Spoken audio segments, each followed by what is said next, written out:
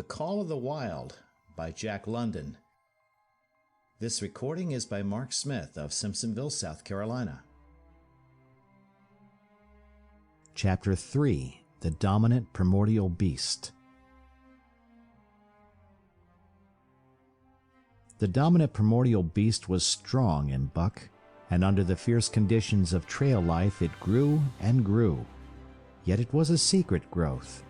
His newborn cunning gave him poise and control. He was too busy adjusting himself to the new life to feel at ease, and not only did he not pick fights, but he avoided them whenever possible. A certain deliberateness characterized his attitude. He was not prone to rashness and precipitate action, and in the bitter hatred between him and Spitz, he betrayed no impatience, shunned all offensive acts. On the other hand, possibly because he divined in Buck a dangerous rival, Spitz never lost an opportunity of showing his teeth. He even went out of his way to bully Buck, striving constantly to start the fight which could end only in the death of one or the other. Early in the trip this might have taken place had it not been for an unwanted accident. At the end of this day they made a bleak and miserable camp on the shore of Lake Le Barge. Driving snow, a wind that cut like a white-hot knife, and darkness had forced them to grope for a camping place. They could hardly have fared worse. At their backs rose a perpendicular wall of rock, and Perrault and Francois were compelled to make their fire and spread their sleeping robes on the ice of the lake itself. The tent they had discarded at Dyea in order to travel light. A few sticks of driftwood furnished them with a fire that thawed down through the ice and left them to eat supper in the dark. Close in under the sheltering rock Buck made his nest.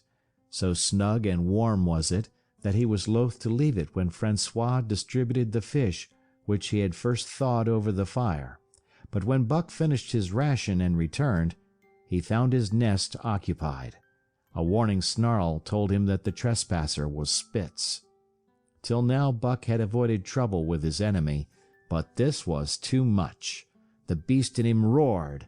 He sprang upon Spitz with a fury which surprised them both, and Spitz particularly, for his whole experience with Buck had gone to teach him that his rival was an unusually timid dog, who managed to hold his own only because of his great weight and size.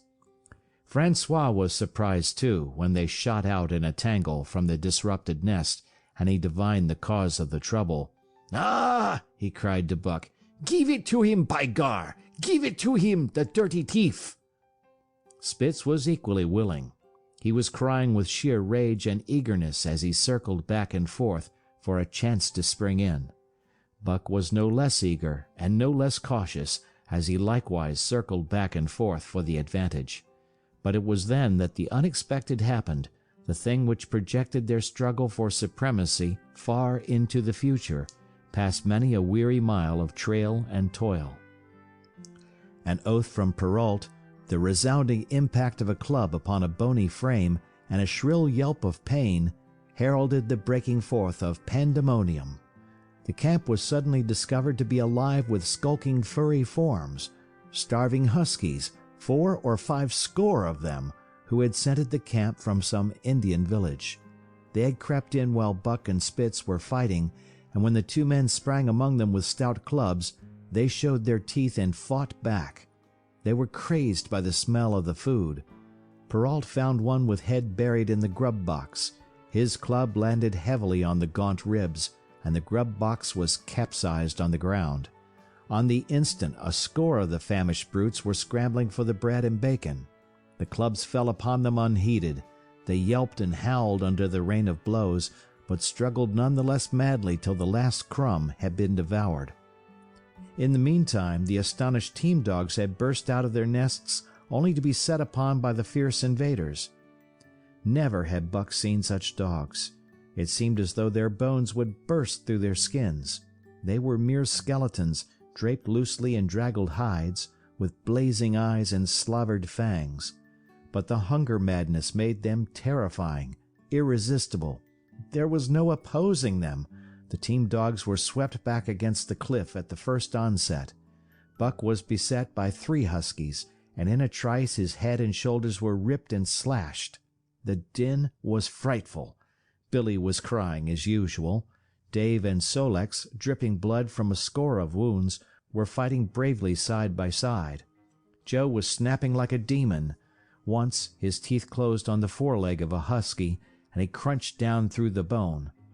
Pike, the malingerer, leaped upon the crippled animal, breaking its neck with a quick flash of teeth and a jerk. Buck got a frothing adversary by the throat and was sprayed with blood when his teeth sank through the jugular. The warm taste of it in his mouth goaded him to greater fierceness. He flung himself upon another, and at the same time felt teeth sink into his own throat. It was Spitz, treacherously attacking from the side. Perrault and Francois, having cleaned out their part of the camp, hurried to save their sled dogs. The wild wave of famished beasts rolled back before them, and Buck shook himself free, but it was only for a moment. The two men were compelled to run back to save the grub, upon which the huskies returned to the attack on the team. Billy, terrified into bravery, sprang through the savage circle and fled away over the ice. Pike and Dub followed on his heels, with the rest of the team behind.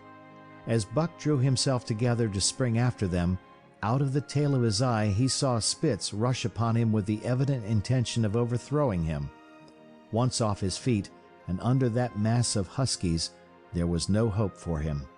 But he braced himself to the shock of Spitz's charge, then joined the flight out on the lake. Later, the 9 team dogs gathered together and sought shelter in the forest. Though unpursued, they were in a sorry plight. There was not one who was not wounded in 4 or 5 places, while some were wounded grievously. Dub was badly injured in a hind leg. Dolly, the last husky added to the team at Dyea, had a badly torn throat. Joe had lost an eye, while Billy, the good-natured, with an ear chewed and rent to ribbons, cried and whimpered throughout the night. At daybreak they limped wearily back to camp, to find the marauders gone and the 2 men in bad tempers. Fully half their grub supply was gone. The huskies had chewed through the sled lashings and canvas coverings. In fact, nothing, no matter how remotely eatable, had escaped them. They had eaten a pair of Perrault's moose-hide moccasins, chunks out of the leather traces, and even 2 feet of lash from the end of Francois's whip. He broke from a mournful contemplation of it to look over his wounded dogs. "Ah, my friends," he said softly, "maybe it make you mad dog, those many bites. Maybe all mad dogs, sacre dame. What you think, eh, Perrault?" The courier shook his head dubiously. With 400 miles of trail still between him and Dawson, he could ill afford to have madness break out among his dogs. 2 hours of cursing and exertion got the harnesses into shape, and the wound-stiffened team was under way, struggling painfully over the hardest part of the trail they had yet encountered, and for that matter, the hardest between them and Dawson. The 30-mile river was wide open. Its wild water defied the frost, and it was in the eddies only and in the quiet places that the ice held at all. 6 days of exhausting toil were required to cover those 30 terrible miles. And terrible they were, for every foot of them was accomplished at the risk of life to dog and man. A dozen times Perrault, nosing the way, broke through the ice bridges, being saved by the long pole he carried, which he so held that it fell each time across the hole made by his body. But a cold snap was on, the thermometer registering 50 below zero, and each time he broke through he was compelled for very life to build a fire and dry his garments. Nothing daunted him. It was because nothing daunted him that he had been chosen for government courier. He took all manner of risks, resolutely thrusting his little weazened face into the frost and struggling on from dim dawn to dark. He skirted the frowning shores on rim ice that bent and crackled underfoot, and upon which they dared not halt. Once the sled broke through with Dave and Buck, and they were half frozen and all but drowned by the time they were dragged out. The usual fire was necessary to save them. They were coated solidly with ice, and the two men kept them on the run round the fire, sweating and thawing, so close that they were singed by the flames. At another time Spitz went through, dragging the whole team after him up to Buck, who strained backward with all his strength, his forepaws on the slippery edge, and the ice quivering and snapping all around. But behind him was Dave, likewise straining backward, and behind the sled was Francois, pulling till his tendons cracked. Again the rim ice broke away before and behind, and there was no escape except up the cliff.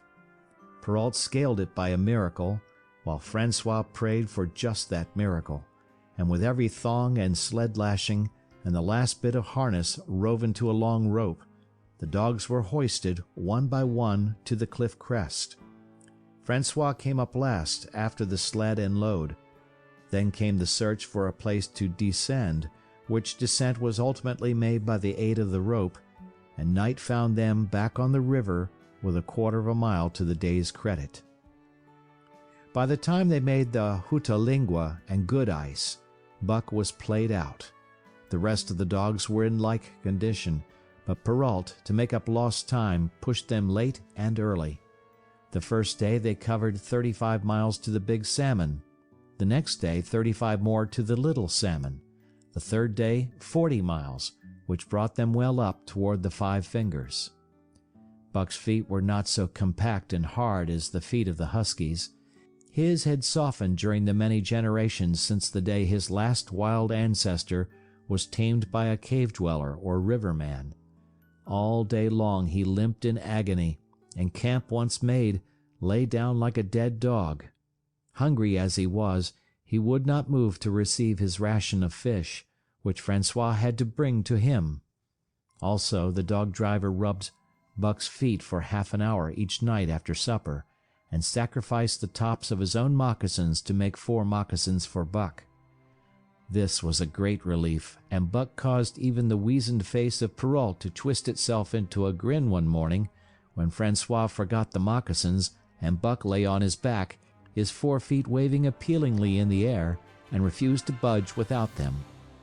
Later his feet grew hard to the trail, and the worn-out footgear was thrown away. At the Pelly one morning, as they were harnessing up, Dolly, who had never been conspicuous for anything, went suddenly mad.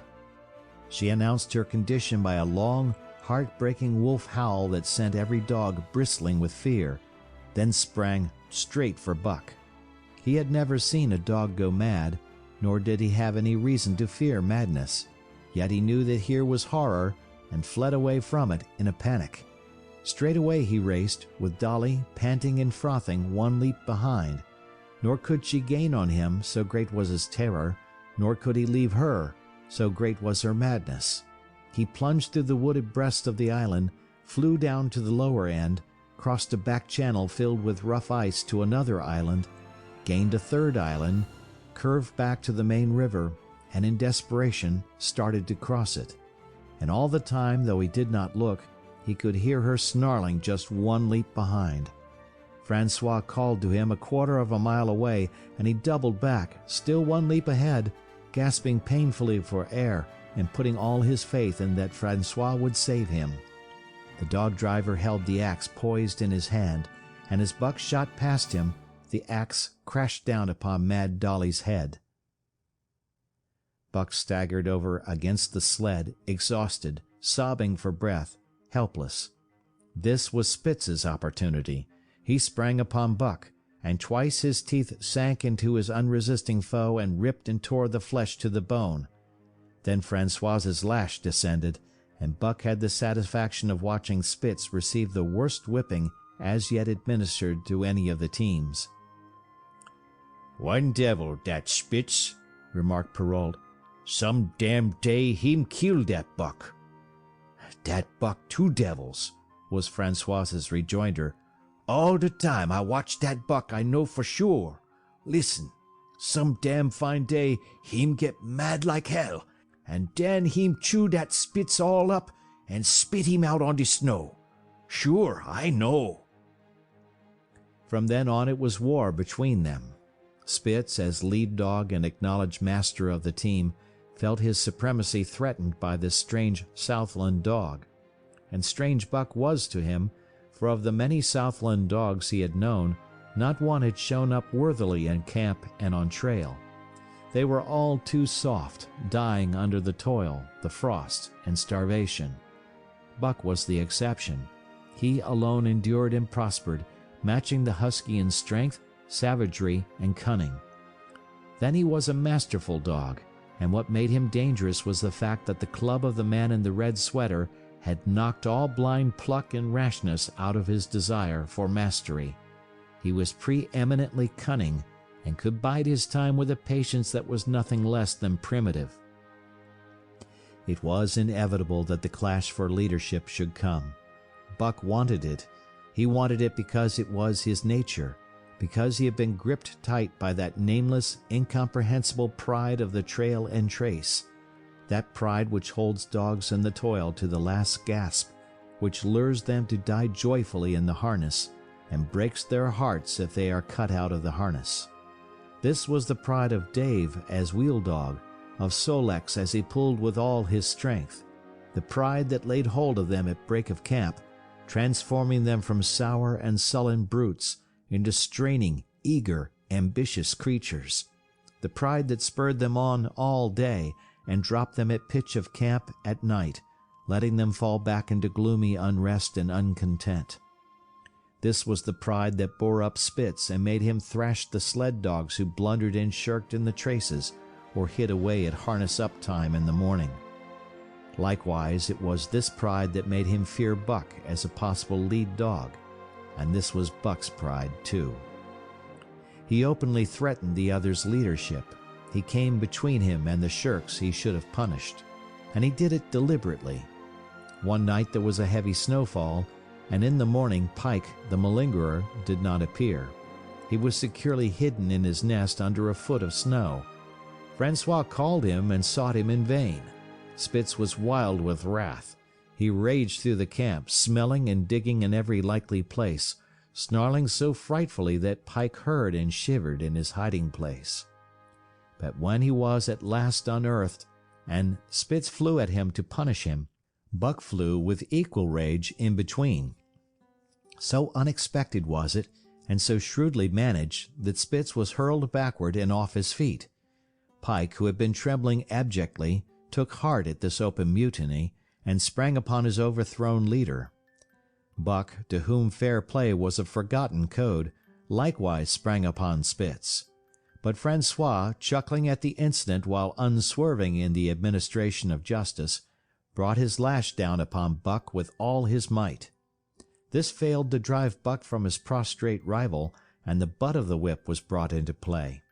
Half stunned by the blow, Buck was knocked backward, and the lash laid upon him again and again, while Spitz soundly punished the many times offending Pike. In the days that followed, as Dawson grew closer and closer, Buck still continued to interfere between Spitz and the culprits, but he did it craftily when Francois was not around. With a covert mutiny of Buck, a general insubordination sprang up and increased. Dave and Sol-leks were unaffected, but the rest of the team went from bad to worse. Things no longer went right. There was continual bickering and jangling. Trouble was always afoot, and at the bottom of it was Buck. He kept Francois busy, for the dog driver was in constant apprehension of the life and death struggle between the two, which he knew must take place sooner or later, and on more than one night the sounds of quarreling and strife among the other dogs turned him out of his sleeping robe, fearful that Buck and Spitz were at it. But the opportunity did not present itself, and they pulled into Dawson one dreary afternoon with the great fight still to come. Here were many men and countless dogs, and Buck found them all at work. It seemed the ordained order of things that dogs should work. All day they swung up and down the main street in long teams, and in the night their jingling bells still went by. They hauled cabin logs and firewood, freighted up to the mines, and did all manner of work that horses did in the Santa Clara Valley. Here and there Buck met Southland dogs, but in the main they were the wild wolf husky breed. Every night, regularly, at 9, at 12, at 3, they lifted a nocturnal song, a weird and eerie chant in which it was Buck's delight to join. With the aurora borealis flaming coldly overhead, or the stars leaping in the frost dance, and the land numb and frozen under its pall of snow, this song of the huskies might have been the defiance of life, only it was pitched in minor key, with long-drawn wailings and half-sobs, and was more the pleading of life, the articulate travail of existence. It was an old song, old as the breed itself, one of the first songs of the younger world in a day when songs were sad. It was invested with the woe of unnumbered generations, this plaint by which Buck was so strangely stirred. When he moaned and sobbed, it was with the pain of living that was of old the pain of his wild fathers, and the fear and mystery of the cold and dark that was to them fear and mystery. And that he should be stirred by it marked the completeness with which he harked back through the ages of fire and roof to the raw beginnings of life in the howling ages. 7 days from the time they pulled into Dawson, they dropped down the steep bank by the barracks to the Yukon Trail and pulled for Dyea and Salt Water. Perrault was carrying dispatches, if anything, more urgent than those he had brought in. Also, the travel pride had gripped him, and he purposed to make the record trip of the year. Several things favored him in this. The week's rest had recuperated the dogs and put them in thorough trim. The trail they had broken into the country was packed hard by later journeyers, and further, the police had arranged in 2 or 3 places deposits of grub for dog and man, and he was traveling light. They made 60 Mile, which is a 50-mile run, on the first day, and the second day saw them booming up the Yukon well on their way to Pelly. But such splendid running was achieved not without great trouble and vexation on the part of Francois. The insidious revolt led by Buck had destroyed the solidarity of the team. It no longer was as one dog leaping in the traces. The encouragement Buck gave the rebels led them into all kinds of petty misdemeanors. No more was Spitz a leader greatly to be feared. The old awe departed, and they grew equal to challenging his authority. Pike robbed him of half a fish one night and gulped it down under the protection of Buck. Another night Dub and Joe fought Spitz and made him forego the punishment they deserved. And even Billy, the good-natured, was less good-natured, and whined not half so placatingly as in former days. Buck never came near Spitz without snarling and bristling menacingly. In fact, his conduct approached that of a bully, and he was given to swaggering up and down before Spitz's very nose. The breaking down of discipline likewise affected the dogs in their relations with one another. They quarreled and bickered more than ever among themselves, till at times the camp was a howling bedlam. Dave and Sol-leks alone were unaltered, though they were made irritable by the unending squabbling. Francois swore strange, barbarous oaths, and stamped the snow in futile rage, and tore his hair. His lash was always singing among the dogs, but it was of small avail. Directly his back was turned, they were at it again. He backed up Spitz with his whip, while Buck backed up the remainder of the team. Francois knew he was behind all the trouble, and Buck knew he knew, but Buck was too clever ever again to be caught red-handed. He worked faithfully in the harness, for the toil had become a delight to him, yet it was a greater delight slyly to precipitate a fight amongst his mates and tangle the traces. At the mouth of the Tahkeena, one night after supper, Dub turned up a snowshoe rabbit, blundered it, and missed. In a second the whole team was in full cry. 100 yards away was a camp of the Northwest Police, with 50 dogs, huskies all, who joined the chase. The rabbit sped down the river, turned off into a small creek, up the frozen bed of which it held steadily. It ran lightly on the surface of the snow, while the dogs plowed through by main strength. Buck led the pack, 60 strong, around bend after bend, but he could not gain. He lay down low to the race, whining eagerly, his splendid body flashing forward leap by leap, in the wan white moonlight, and leap by leap, like some pale frost wraith, the snowshoe rabbit flashed on ahead. All that stirring of old instincts which at stated periods drives men out from the sounding cities to forest and plain to kill things by chemically propelled leaden pellets, the bloodlust, the joy to kill. All this was Buck's, only it was infinitely more intimate. He was ranging at the head of the pack, running the wild thing down, the living meat, to kill with his own teeth and wash his muzzle to the eyes in warm blood. There is an ecstasy that marks the summit of life, and beyond which life cannot rise. And such is the paradox of living. This ecstasy comes when one is most alive, and it comes as a complete forgetfulness that one is alive. This ecstasy, this forgetfulness of living, comes to the artist, caught up and out of himself in a sheet of flame. It comes to the soldier, war-mad on a stricken field and refusing quarter. And it came to Buck, leading the pack, sounding the old wolf cry, straining after the food that was alive and that fled swiftly before him through the moonlight. He was sounding the deeps of his nature, and of the parts of his nature that were deeper than he, going back into the womb of time. He was mastered by the sheer surging of life, the tidal wave of being, the perfect joy of each separate muscle, joint, and sinew, in that it was everything that was not death, that it was aglow and rampant, expressing itself in movement, flying exultantly under the stars and over the face of dead matter that did not move. But Spitz, cold and calculating even in his supreme moods, left the pack and cut across a narrow neck of land where the creek made a long bend around. Buck did not know of this, and as he rounded the bend, the frost wraith of a rabbit still flitting before him, he saw another and larger frost wraith leap from the overhanging bank into the immediate path of the rabbit. It was Spitz. The rabbit could not turn, and as the white teeth broke its back in mid-air, it shrieked as loudly as a stricken man may shriek. At sound of this, the cry of life plunging down from life's apex in the grip of death, the fall pack at Buck's heels raised a hell's chorus of delight. Buck did not cry out. He did not check himself, but drove in upon Spitz, shoulder to shoulder, so hard that he missed the throat.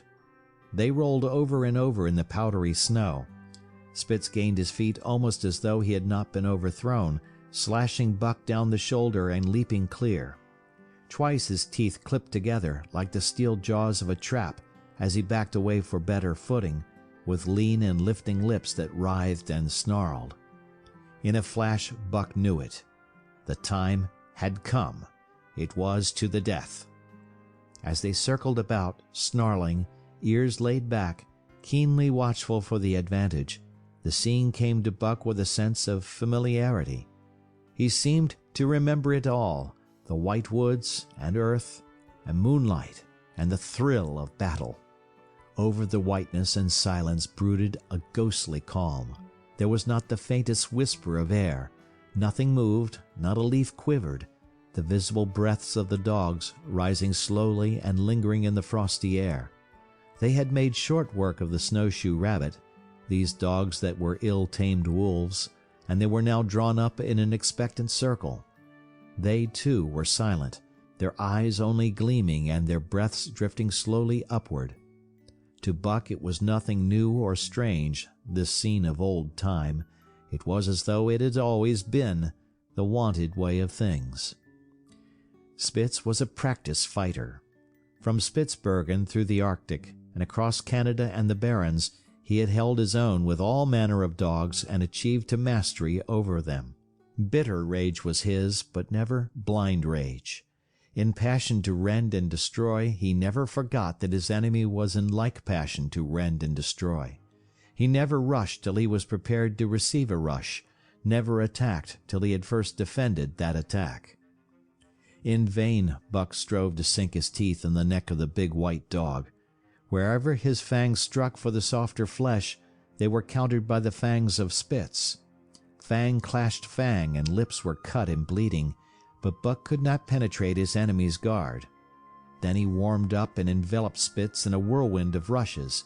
Time and again he tried for the snow-white throat, where life bubbled near to the surface, and each time and every time Spitz slashed him and got away.